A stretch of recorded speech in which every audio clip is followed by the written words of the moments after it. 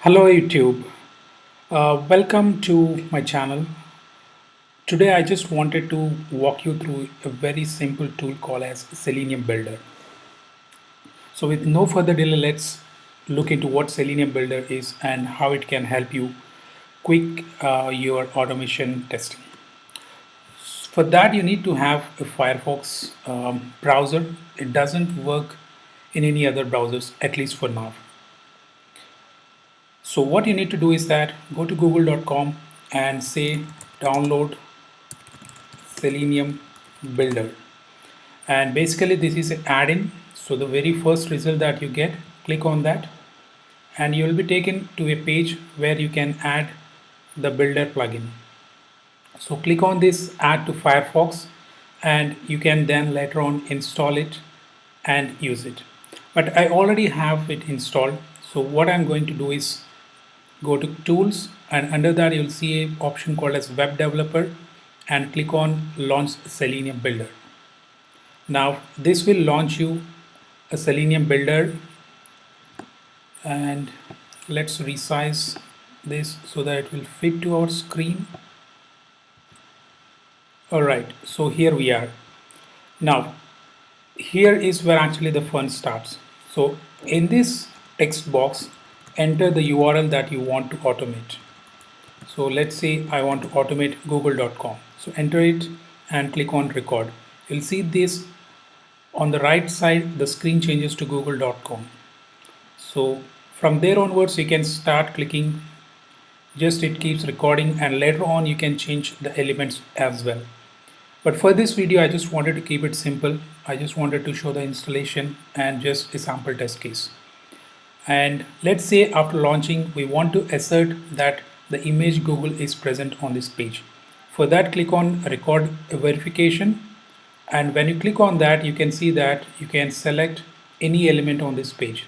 So here I want to select Google image, and you can see that it has added the IDHP logo to the element as a verification. And the next one is I want to enter some text here. I'll say I want to enter hello world and click on this Google search button.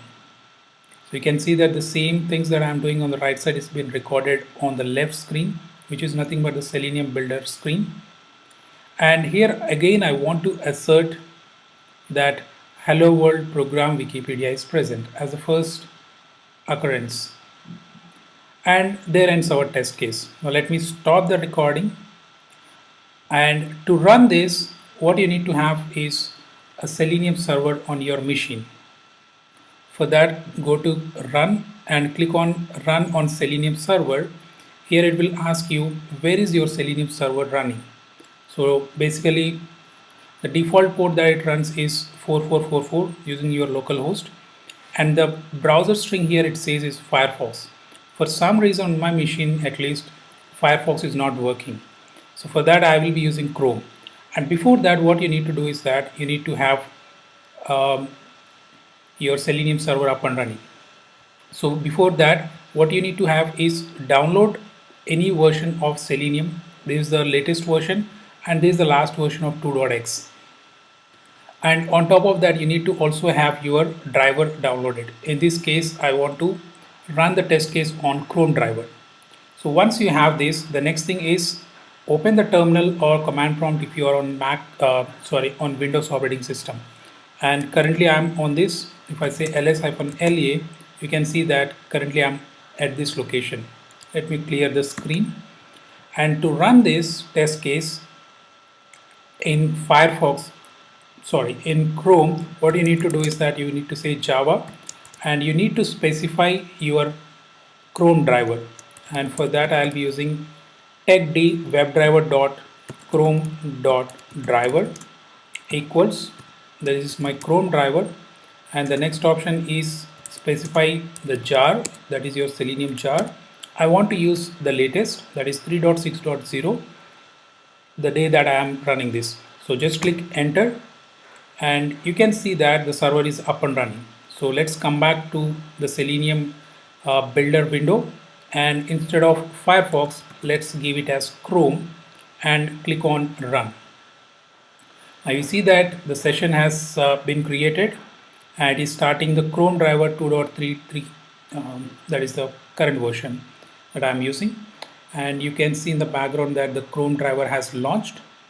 And also let's bring up our terminal window here, so you can see that right now it is entering google.com, so it has been redirected to google.co.in based upon my IP. And here is it is asserting the image, and after that it is typing hello world, and it is clicking on search, and it is going to assert whether hello world program is present or not. So once that is done, our test is complete, and you can see that all the steps are in green, which means that our test case has run successfully. So let's clear these results. And the next very important crucial thing is how can we reuse this, right? That is why we have come to this particular program called a Selenium Builder. It's not about running one or a couple of test cases.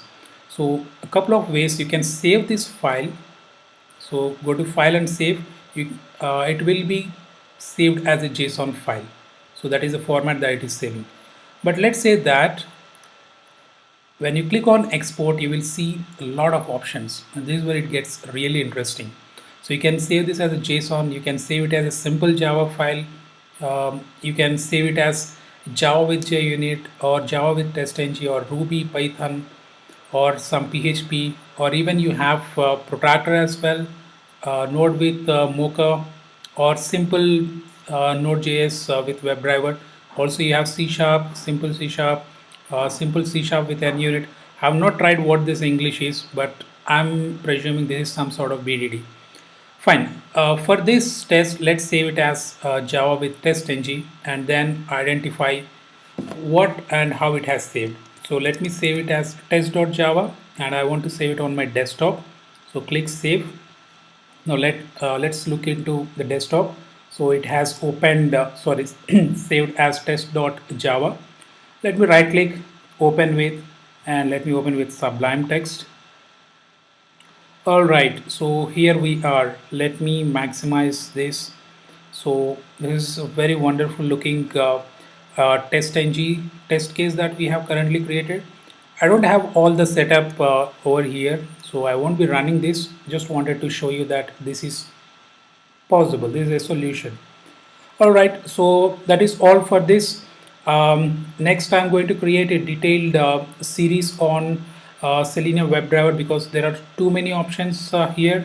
You can run it as a single test, or you can run suite, or there are so many other options. You can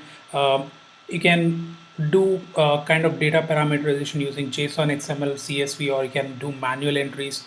And also you can change the elements. You can edit the type of element, you can copy paste, you can add breakpoints, you can add new step over here, you can delete the step, you can edit the locator. Typically you can do everything that you do manually. All right, so that is all for this video. Hope you like it. If you like, please click on the thumbs up, and don't forget to subscribe, and thanks for watching.